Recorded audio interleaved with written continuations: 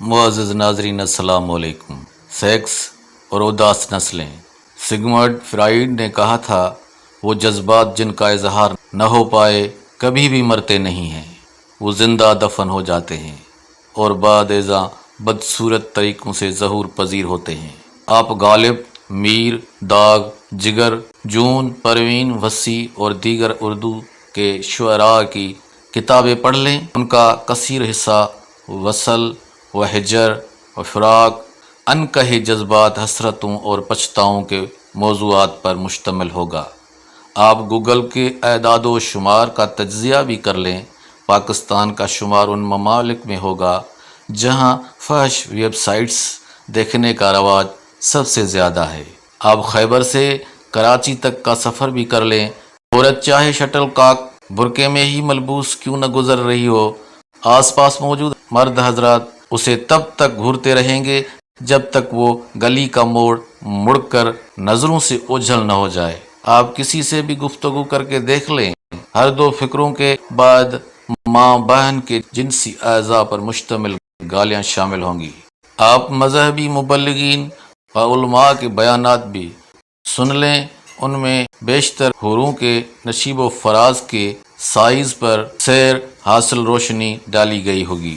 آپ پاکستان کے ڈرامے، ناول، ڈائجسٹ، فلمیں بھی دیکھ لیں، یہ عشق، معشوقی اور لو افیئر کے ارد گرد گھوم رہی ہوں گے۔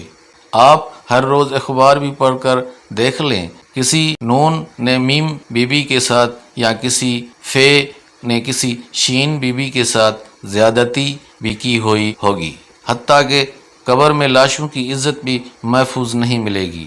آپ کو کہیں سائنسی ڈاکیومنٹری، مریخ پر زندگی یا روبوٹس کا تذکرہ نہیں ملے گا، کوئی نتشا، رسل، آئنسٹائن یا فلسفہ پر گفتگو کرنا نہیں ملے گا۔ آپ اندازہ کریں کہ قائد اعظم پر بننے والی فلم جناح ایک برطانیہ کے پروڈکشن ہاؤس نے بنائی اور صلاح الدین ایوبی پر کنگڈم آف ہیون نامی فلم ہالی ووڈ نے بنائی۔ ہمیں توفیق نہ ہوئی کہ کبھی قائد اعظم، علامہ اقبال یا اپنی تاریخ پر کوئی ایسی فلم یا ڈاکیومنٹری ہی بنا لیں جو ہم فخر سے باہر کی دنیا کو دیکھنے کے لیے پیش کر سکیں۔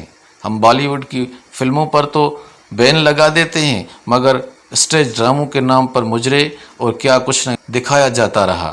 آپ اندازہ کریں کہ ہم نے صدیوں کے غور و فکر کے بعد اپنی زرعی روایات اقدار کی بنیاد پر ایک ایسا مثالی معاشرہ تشکیل دیا ہے جہاں شادی کرنے کے لیے ایک مرد سے یہ توقع کی جاتی ہے کہ وہ پہلے تعلیمی ڈگریوں کے انبار، نوکری، گھر، گاڑی، بینک بیلنس بنائے تاکہ جب جوانی اختتام پذیر ہو تب شادی کا سوچے، یعنی اپنی آدھی سے زیادہ عمر کنوارا گھومتا رہے، لڑکیوں پر جہیز کا بوجھ الگ۔ اگر یہ ایک تسلیم شدہ حقیقت ہے کہ جنسی تسکین ایک بنیادی انسانی ضرورت ہے اور جب تک انسان کی یہ بنیادی ضرورت پوری نہ ہو انسان دیگر تخلیقی کاموں پر بھرپور توجہ نہیں دے پاتا، ذہنی خلفشار کا شکار رہتا ہے، تو ہم یہ حقیقت ماننے سے انکاری کیوں ہیں؟ ہم کب تک نیوٹن، آئنسٹائن، بل گیٹس کے بجائے شاعر، مجنوں، رانجھا اور غمزدہ نسلیں پیدا کرتے رہیں گے؟ ہم کب تک زندگی کے 4 میں سے 2 دن آرزو اور باقی کے 2 دن انتظار میں گزارنے پر نوجوانوں کو مجبور کرتے رہیں گے؟ دنیا کی کون سی سائنس، دنیا کی کون سی نفسیات اس معاشرے کو درست کہے گی؟ ہم کس کو دھوکہ دینے کی کوشش کر رہے ہیں؟ ہم کسی سے جھوٹ بولنے کی کوشش کر رہے ہیں؟ یہ کیسا نظام زندگی ہے جہاں بنیادی انسانی ضروریات کے اظہار اور تکمیل پر پابندی ہے، گھٹن ہی گھٹن ہے۔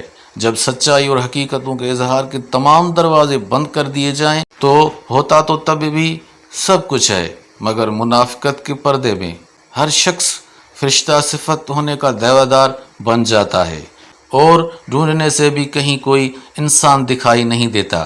ہمیں ماننا پڑے گا کہ منافقت پر مبنی معاشرے کسی اور سے نہیں بلکہ اپنے ساتھ جھوٹ بولنے کا بیوپار کرتے ہیں اور خمیازہ بھی پھر خود ہی بھگتے ہیں۔ منٹو نے بتایا تھا، ہم ایسے معاشرے کا حصہ ہیں جہاں اپنی خواہشات کے دبانے کو بڑا ثواب تصور کیا جاتا ہے۔ فرائڈ نے کہا تھا وہ جذبات جن کا اظہار نہ ہونے پائے کبھی بھی مرتے نہیں ہیں، وہ زندہ دفن ہو جاتے ہیں اور بعد ازاں بدصورت طریقوں سے ظہور پذیر ہوتے ہیں۔ معزز ناظرین، دیکھنے اور سننے کا بہت بہت شکریہ۔